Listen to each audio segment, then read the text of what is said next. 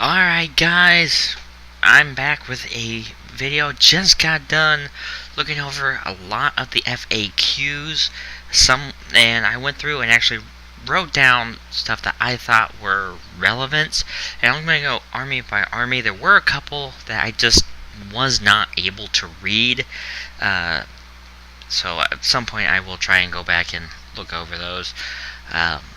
So the first one, as you can see, that I'm going to cover is Chaos Space Marines, because a lot of people had questions about Chaos. The first one is Psychic Powers. There were a couple questions referring to Psychic Focus, and the answer to the question on what discipline, like could you take different psychic powers from each of the gods, but no, no matter what happens, they will get the psychic focus that gives them the primary power of the discipline of whichever god you are playing. So you'd get the primaries for Tzeentch, Nurgle, Khorne, whatever. So that may play a factor, I think, for those that like running Psykers with their armies. One that really got my attention is Karn.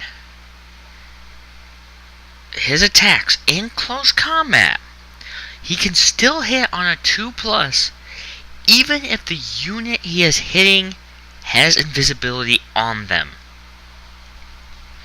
So if your Grey Knights or your Thunderhammer Stormshield Terminators with a Librarian and you successfully get invisibility off, he's still hitting you on a 2+.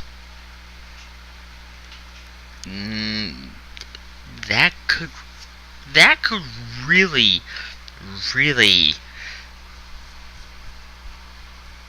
make a difference. Another one, going back to the psychic phase. If you use Spell Familiar to reroll any psychic tests, you don't reroll dice, like for Grey Knights, you don't reroll ones. You reroll all your failed psychic tests, or all your failed dice. And I see that as being a twofold problem, because okay, you have a chance to get the power off, but at the same time you also run a very high risk of possibly periling, in which you could have nothing happen, you could lose a psychic power, you could become the Hulk. But really, is that even really worth it? The couple big things, these next two that I wrote down are regarding the Helldrake. GW is saying the Bale Flamer, at least in this first draft, the Bale Flamer is not a flamer weapon. If you are playing Space Marines and you are playing Salamanders, you are now dying a little bit inside, because you will no longer be able to reroll your armor saves. But that good of a weapon being classified as not a flamer is a huge deal, because now you have to figure out how are you going to deal with it. Do you have any units that would be able to survive against it?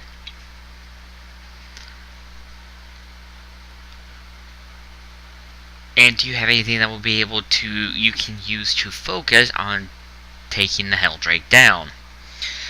The second thing about the Helldrake that really caught my attention is they said, well, which has happened, which I think normally happens already, but this is where I say people don't really use a lot of common sense. The Helldrake can fire in the shooting phase after it vector strikes in the movement phase. And I will probably be doing a video 2, 3, or even a whole series on rules rules that we all tend to forget or misread or whatever, or just don't apply. That one really big is big because if you can cause damage in the movement phase and potentially force a unit to fall back or destroy a unit with vector strike, in the shooting phase you can go after another target. So if you vector strike a tactical squad sitting on an objective, you kill 2 or 3 of them, they run. They don't hold the objective. Okay, now you can use your Bale Flamer on those Terminators on the other side, just on the other side. So that's a huge deal. And then there were several questions on everything from a lot of those expansion packs and stuff. One person I did see asked you would be able to use Be'lakor in a regular Chaos Space Marine army. What was GW supply? Yes, there is a data slate that you can use to field Be'lakor in a Chaos Space Marine army.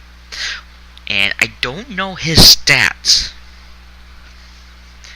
but from what I've heard, he is nasty. So right there, Chaos Space Marines, and just those simple things. There are more. You can look them up on the Warhammer 40,000 Facebook page. You'd have to scroll through. I had to scroll through a lot of posts before I even found the first one, and Chaos was the first one. So just what I wrote down, Chaos really is not that bad of an army. But I think people don't use them very well. And there's one other thing that I want to mention here. I'll probably mention it in the subsequent videos too, but there was an Edera that does take effect that affects Chaos Space Marines, Codex Blood Angels, and Codex Grey Knights, to where your Dreadnoughts, and in Chaos's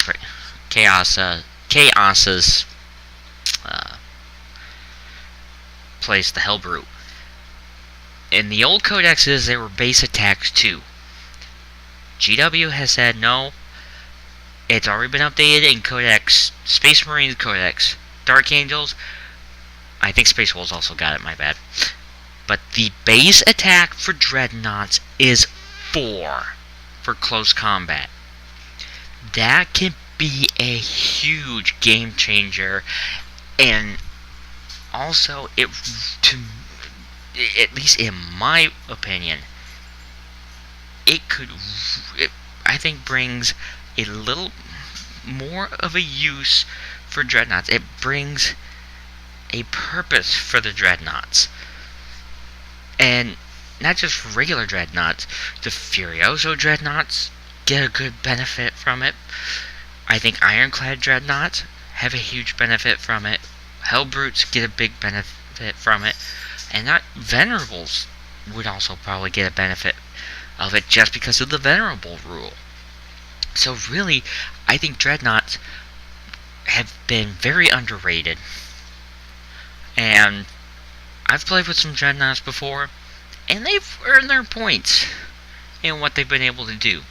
So that is what I have for Chaos Space Marines today. I will bring you the next Codex FAQ which actually may prove to have 2 armies in it. I'm not sure. Would may kind of see how it is. Or the next one didn't have much for, so we may just revisit it once I get some of the bigger ones out of the way. And I do have a lot written down for several different armies. So that's all I have for Chaos Space Marines. And happy wargaming.